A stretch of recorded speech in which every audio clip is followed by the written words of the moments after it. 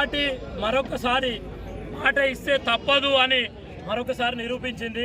గతంలో వరంగల్లో జరిగిన రైతు భరోసా బహిరంగ సభలో మా నాయకుడు రాహుల్ గాంధీ గారు ఇచ్చిన మాటని నేడు ప్రభుత్వం రాగానే రైతులకు 2 లక్షల రుణమాఫీ మీద మా ప్రభుత్వం కట్టుబడి ఉన్నది.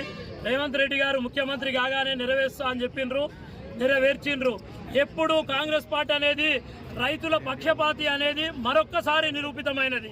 కాంగ్రెస్ పార్టీ ఎప్పుడు రైతులతోటే ఉంటుంది, రైతు సంక్షేమాన్నే కోరుకుంటుంది, రైతు రాజ్యాన్నే తీసుకొస్తుంది అనే మాటకు మరొక్కసారి నిరూపణ జరిగింది.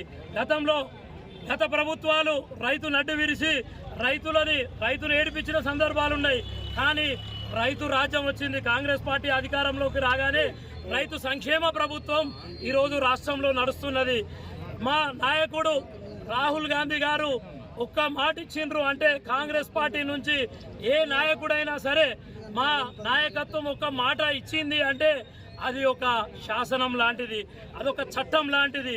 ఒక మాట ఇస్తే మాట తప్పని ప్రభుత్వాలు మా కాంగ్రెస్ పార్టీ. గతంలో రాజశేఖర్ రెడ్డి గారు కూడా మాట తప్పము మడమ తిప్పము అనేవాడు. రైతులకు తొలి సంతకం ఉచిత విద్యుత్ ఫైల్ మీద సంతకం పెట్టిండు.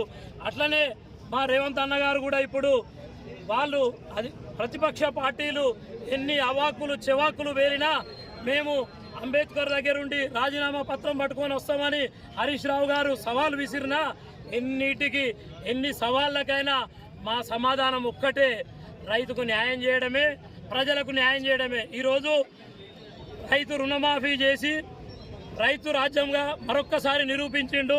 ఇక సవాళ్ళు విసిరినోళ్ళు దేనికి కట్టుబడి ఉంటారో వాళ్ళ విజ్ఞతకే వదిలేస్తున్నాం. మేము భరోసా ఇచ్చినాం, పార్టీ నిలబడింది. రేవంత్ అన్న గారు సీతక్క గారు ఆ రోజు మాట ఇచ్చిండ్రు, మేము రాష్ట్రంలో అధికారంలోకి రాగానే రైతు సంక్షేమ పార్టీగా మేము ఉంటామని. దాన్ని ఈరోజు వారు ఆ మాటకు నిరూపించుకోవడం జరిగింది. పూర్తి స్థాయిగా ఈరోజు సాయంత్రం 4 గంటల నుంచి రైతులకు నేరుగా రుణమాఫీ జరగబోతున్నది. కాబట్టి గొప్ప విషయం ఇది. చరిత్రలో గుర్తుంచు